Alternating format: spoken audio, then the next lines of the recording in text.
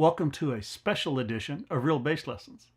This is the first video in a series that I'm going to produce, and they're all about how to use my books. Some of you may not know that publishing music books, writing and publishing them, is a passion of mine.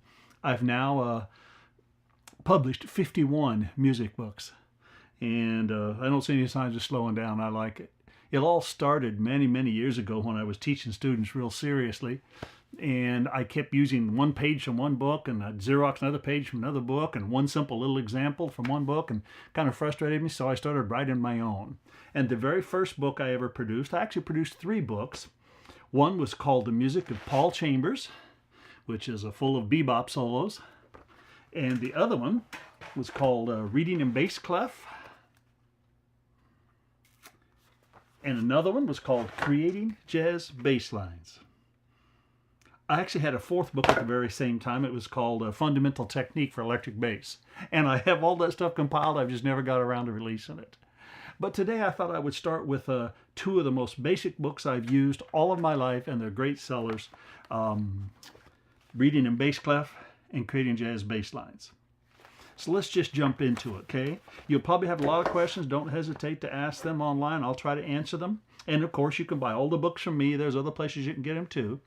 But a lot of people ask a lot of questions about, Jim, what do I do in this book? And I tried this. So I just thought maybe I'd give you a little overview of what I think you should do with these books. Some of my books are written to be totally self-doing. You just do them yourself. Others, there's a lot of text in that tells you how to do. And then some of the books have very little explanation. They're really designed to be used with the teacher. And we'll get into that as we go further. Like I said, I've got a lot of books, but we'll start with just a couple.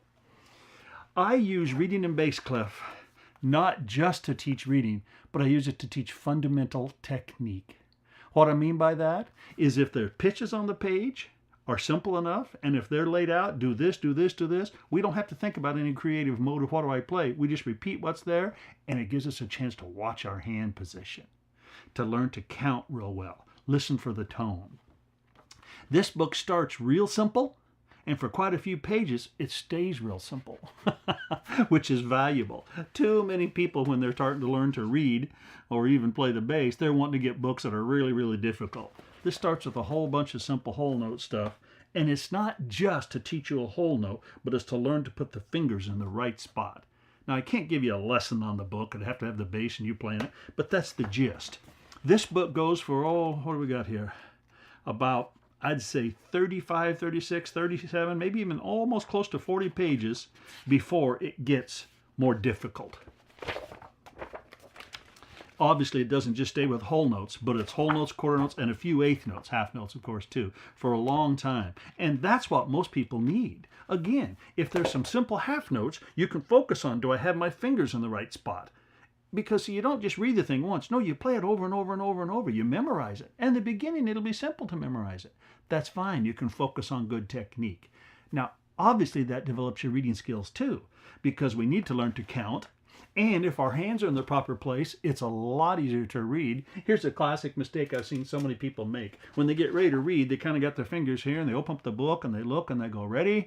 And you count it off, and they go, and they look over here at their hand, and immediately look back to the page, and they go, oh, shoot, I'm lost.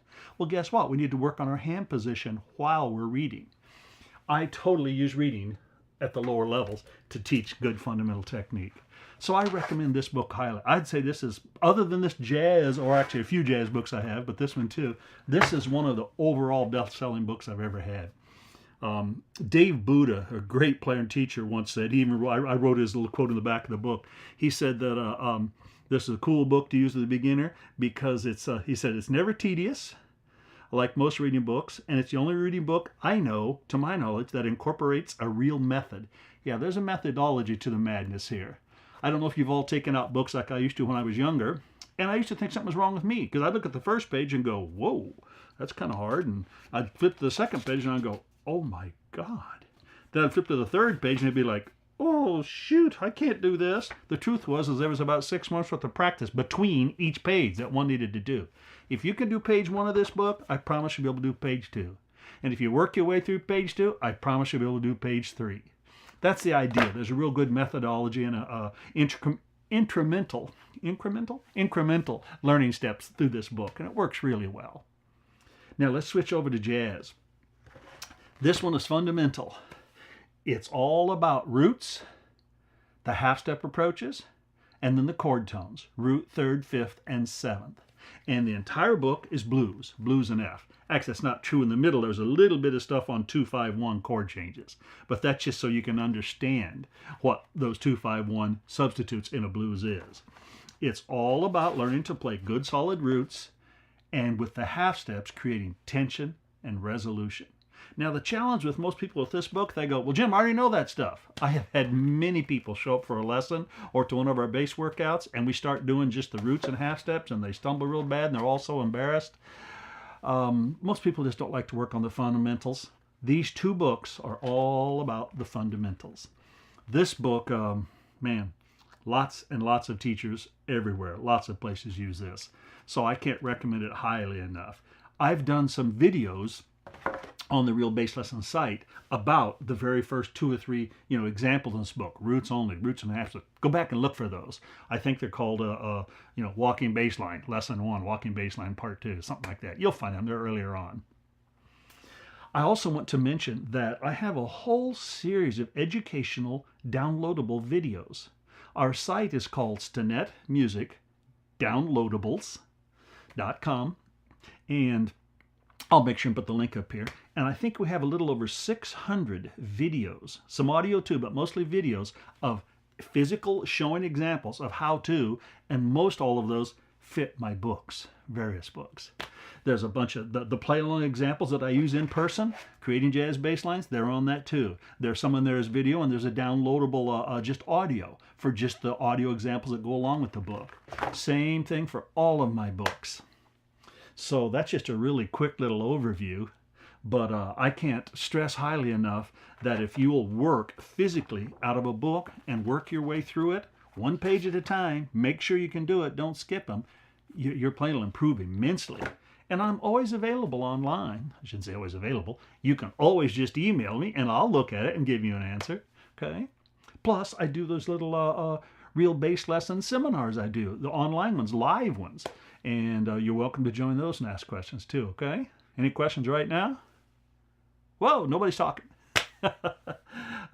Enjoy yourself and don't hesitate to get into these books and or, use our Real Bass Lessons, as most of you do, but get those downloadables. I think if you go those downloadables, man, I started making those, people started copying them. Not only then was I giving them information, but they were physically able to see which fingering I was using, where on what part of the neck, and man, the education just jumped big time. Sort of like a picture's worth 1,000 words.